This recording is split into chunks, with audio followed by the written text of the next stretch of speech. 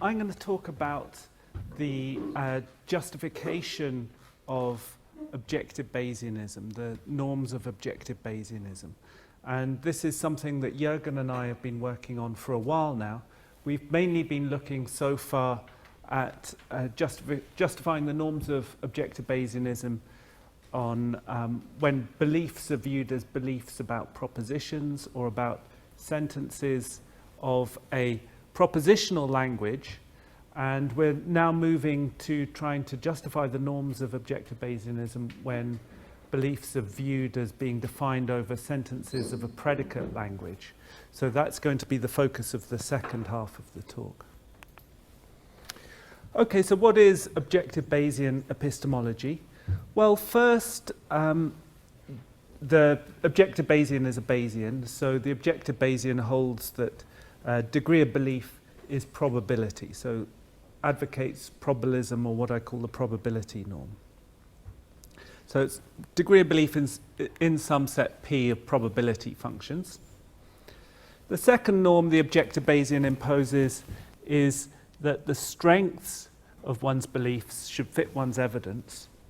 And in particular, if the evidence just determines that the set of chance functions is in some set P star, then the objective Bayesian will want to say that your belief function should be at least in the convex hull of the set of possible chance, epistemically possible chance functions. Other ways of explicating calibration are via the principle. They're variants, but they're all pretty close, actually. And then the third norm that objective Bayesian imposes that distinguishes it from other forms of Bayesianism is this equivocation norm, that the strengths of your beliefs should be sufficiently equivocal otherwise. So they should be in some subset of E of belief functions that are sufficiently close to a probability function I'm calling the equivocator function that gives the same probability to each basic outcome. So not only should your degrees of belief fit the evidence, but they should be equivocal in the sense of close to the ideally equivocal function. So let's look at our triangle picture that we're now familiar with. So the screen is the space of belief functions. The probability norm says that your belief function should be in this triangle, the space of probability functions. The calibration norm says your belief function should be in this subset of probability functions that are calibrated with evidence. And the equivocation norm says that you should be sufficiently close to the middle center of the simplex, the equivocator function. So you might choose this as your belief function. So how do we normally justify these norms? Well, the probability norm is normally justified using the Dutch book argument, and this says that the norm must hold if you're going to avoid sure loss. Calibration norm has to hold if you want to avoid almost sure probability 1 long run loss in a similar betting scenario. The equivocation norm must hold according to one argument if you want to minimize worst case expected loss. The point I want to emphasize here is that these norms all have rather different justifications. Different notions of loss are involved in each different norm. In particular, the loss function that's used in the justification of the equivocation norm is different to that used in the standard Dutch book argument, for example.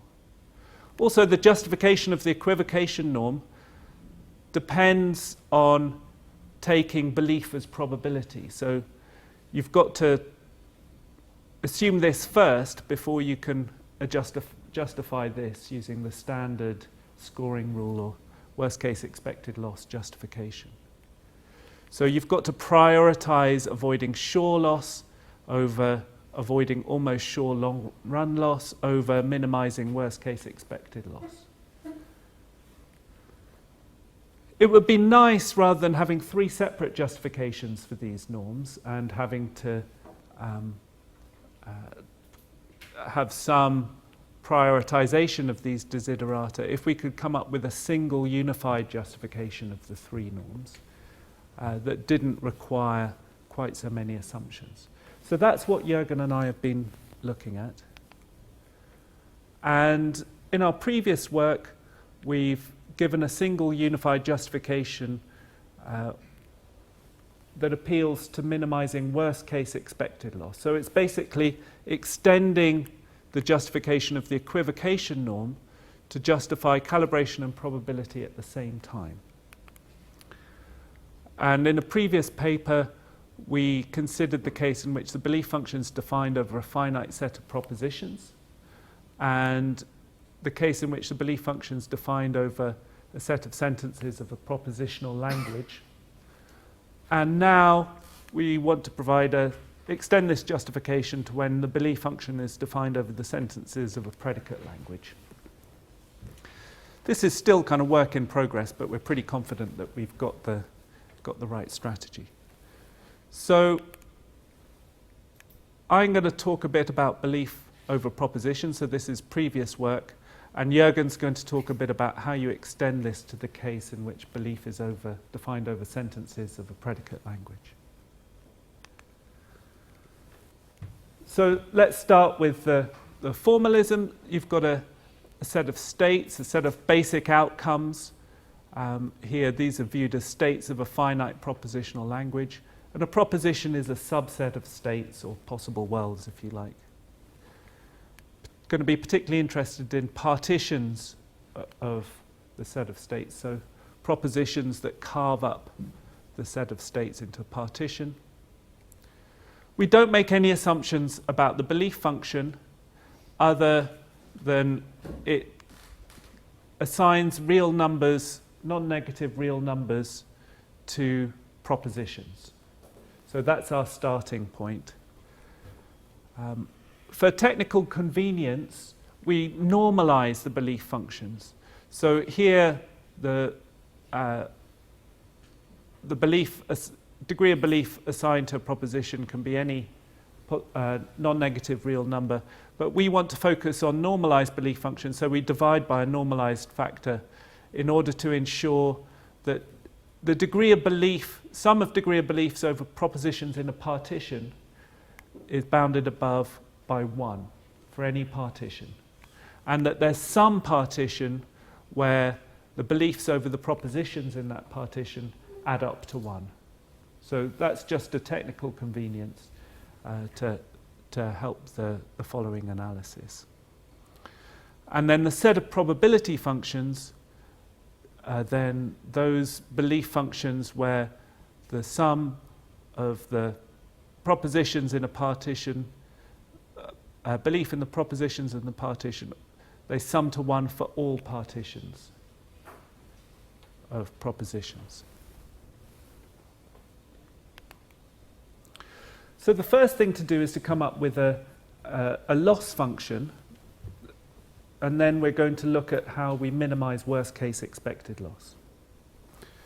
So what we do is we consider the loss incurred by adopting belief function B, the loss that is particular to proposition F turning out true. So this is the loss that you incur when F turns out to be true, that's independent of the other propositions. We impose 4 desiderata that you don't lose anything if you fully believe the true proposition. The less you believe the true proposition, the more loss you incur. That's the second desideratum. Then the loss you incur on F depends only on the extent to which you believe F, not on the extent to which you believe other propositions. That encapsulates this interpretation as the loss particular to F. And losses are additive when you have independent sublanguages. So suppose your language has composed of two bunches of variables. According to your belief function, you think that these variables are independent of each other. You think that there's no connection between variables in these two sublanguages. Then the loss you incur on a proposition in the language as a whole should be the loss that you would occur on the proposition restricted to one sublanguage plus the loss you occur on the proposition restricted to another sublanguage. So if you think there are no connections between these variables, then losses are additive. And then our first result is that if a loss function is to satisfy these constraints, then it must be logarithmic loss. So this is the standard logarithmic loss. Having defined narrowed down the loss function, then we can consider expected loss. Now, the complication that arises here is that we've got to really measure the extent to which a belief in a proposition, any proposition at all in the domain, can incur loss. So we've got to be able to sum up somehow over all the propositions in the domain. So this is how we define the scoring rule or the expected loss function. We take, so the expected loss with respect to probability function p, so you might think of this as the chance function. You add, you take the expectation across each partition, and then you weight it by some weighting factor g of pi. So this is, once we substitute logarithmic loss, this is the expected loss function. We have to make sure that when calculating the expected loss, every belief contributes to the expectation somehow. So every belief is evaluated. So we do this by ensuring that g is inclusive, the weighting function is inclusive. So every f is in some partition with positive weight. So that's our notion of expected loss. And you can come up with analogous generalizations of Kullback-Leibler divergence. So in the case of when belief is probabilistic, you just sum over one partition here. You just give one partition weight, and that's the partition formed by taking the states of the language. But in our case, we're not assuming belief is probabilistic, so we've got to evaluate all partitions. And then you have a corresponding generalization of entropy as well to normalize belief functions. The standard entropy is the one that just gives weight 1 to the partition of states, weight 0 to all other partitions. And our result here, so this is expected loss. This is worst case expected loss. If you take the supremum of over all chance functions in E, that's the worst case expected loss as far as your evidence is concerned. Your evidence tells you that the chance function is E. The worst case is the supremum over probability functions in E. The belief function in the whole space of belief functions that minimizes worst case expected loss is this expression here. And the main result is the belief function that minimizes worst case expected loss actually turns out to be a probability function in E that minimizes distance to the equivocator function. So it's closest to the equivocator. Equivalently, it's a probability function in E that has maximum entropy. So you should be able to see how this justifies three norms in one. So you want the belief function that minimizes worst case expected loss. This is actually a probability function because it's got to be a function in E. It's also got to be calibrated, it's got to be in E. And it's got to be equivocal, it's got to have maximum entropy or minimum divergence from the equivocator. So by generalizing the idea of scoring rule this way, we can come up with a single justification of the three norms of objective Bayesianism that all in one go, if you like. Okay, so I'm going to hand over to Jürgen in a moment. I'm just going to mention that there are a couple of problems. I won't go into them in any detail, but we can talk about them in discussion. One is, so far we've said that the weighting function should be inclusive. Are there any other constraints on the weighting function? And in the paper we talk about some other constraints that you might impose on weighting functions. Secondly, what if there's no function that's closest to the equivocator? Well, we've got a set of constraints on what it means to be sufficiently equivocal. If there's no function that's closest to the equivocator, the best you can do is be sufficiently equivocal. What does that mean? And we've got an analysis of what that might mean. And interestingly, if the set of calibrated functions contains its standard entropy maximizer, so standard maximum entropy as opposed to generalized entropy in the sense mentioned earlier, then the standard entropy maximizer turns out to be sufficiently equivocal. Okay, so Jürgen's going to talk now about how this extends to predicate languages. Anywhere? Anyway, yeah. Okay. Let's see if I get the tag right. Okay. Yes. Thank you. Now that you know what this is all good for, I try to give you a flavor of what's going on technically. So, if you're not interested at all, you may now tune out. So, what we start with a predicate language. What does it contain? How does it build up? Well, it contains countably many constants, T1, T2, and so on, which are supposed to exhaust the universe. So for everything that you want to talk about, there's a constant. There are finitely many relation symbols. Okay, let's call them U1 up to US. There are the usual connectives for first-order logic. So there's the and, the or, the negation, and the quantifiers. The quantifiers apply to the variables which are conspicuously missing on this list. Okay, now that you imagine the variables living here, we can construct in the usual way the sentences of L, which we denote the set of sentences by SL.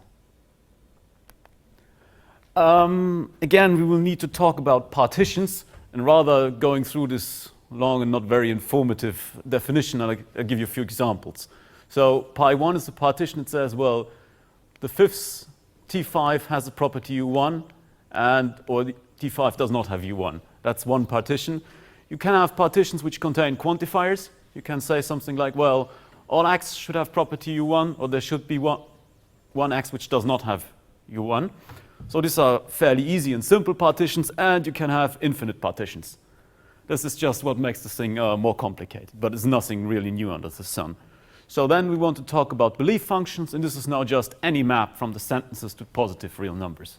Just anything you can really like. You can set your degree of belief to 0 in every sentence you want. It could be 2, it could be 3, it could be whatever.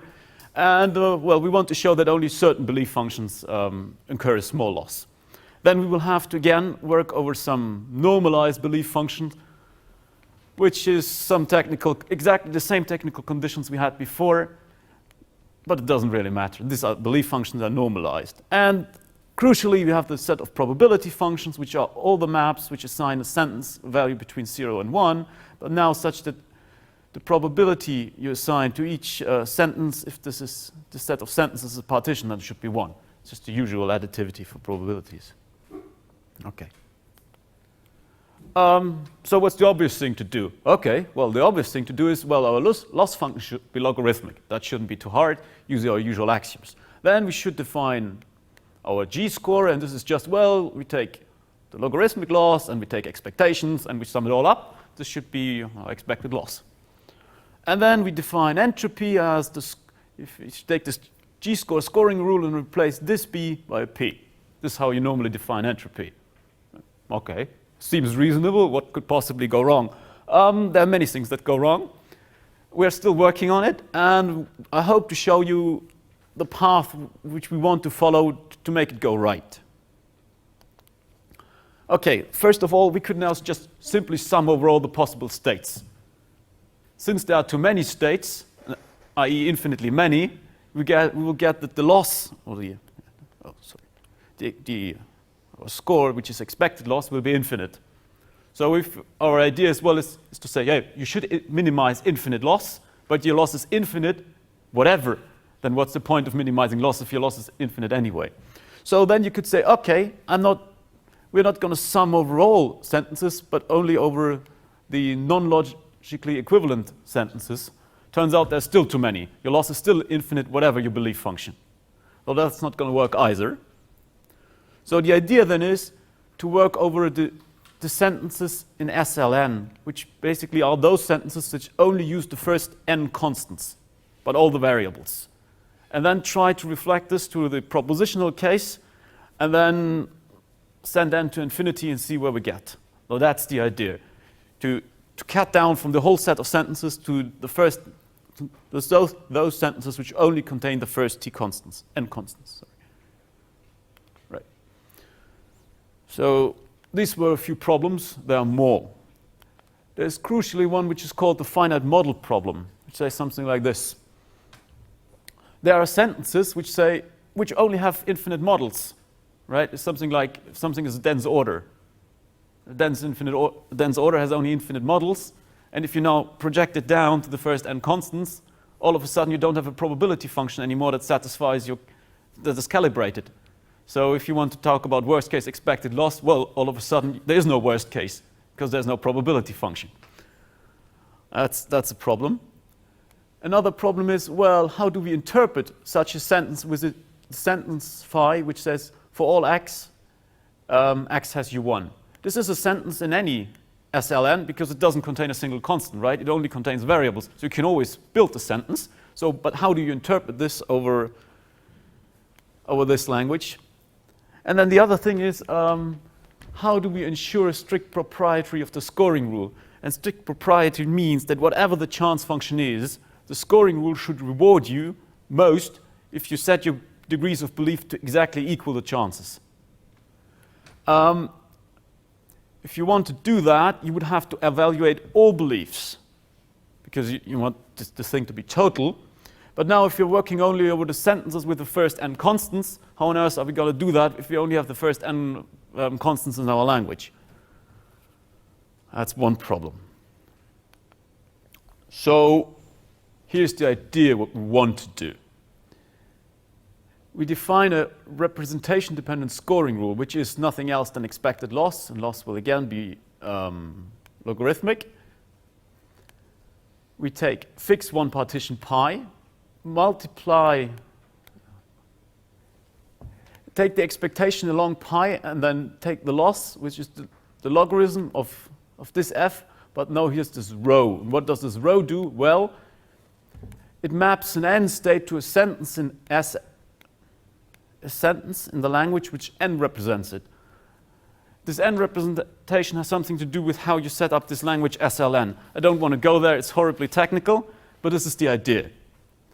Let's have an example. So we have this down here, this conjunction down here, u1 of t1 and u1 of t2. Now you can either represent it by itself or by for all x u1x, because all you can say in the language with two constants is, well, for all x u1x, that means just that t1 and t2 have u1. Now this is the expected loss with respect to one such n representation. The idea then is to take the representation independent score, to take the supremum over all those n representations. This gives you an n score. Right, now that you have that, you define the n entropy in the way you defined it before, namely, oh sorry, this should be a p here. You just replace this b by a p. This is the exact same way we defined entropy previously in how this is normally defined. Okay, then this sets up the main technical part. And then we have to explain what it means to have high enough entropy.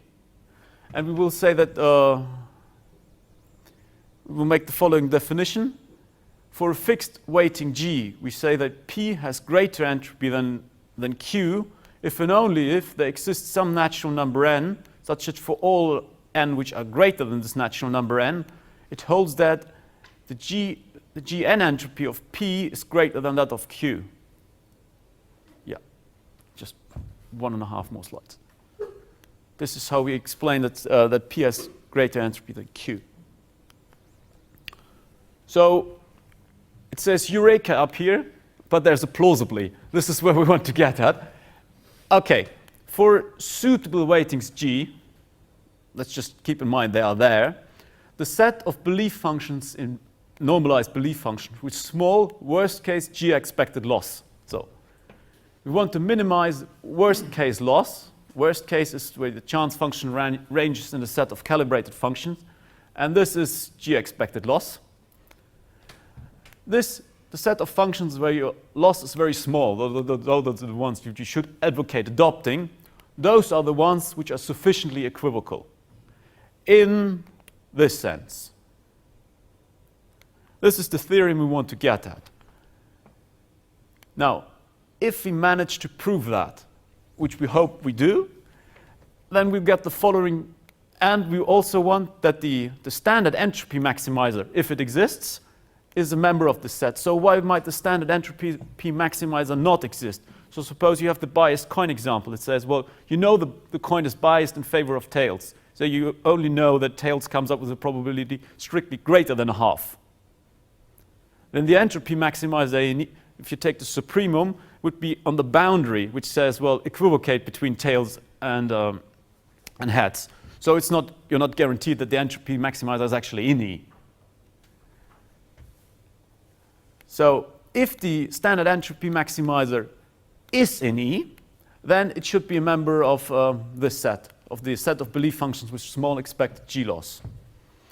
Okay, if the theorem then holds, and if this is true, then we'll have what we have been aiming for. We have a single unified justification of the 3 norms of objective Bayesian epistemology.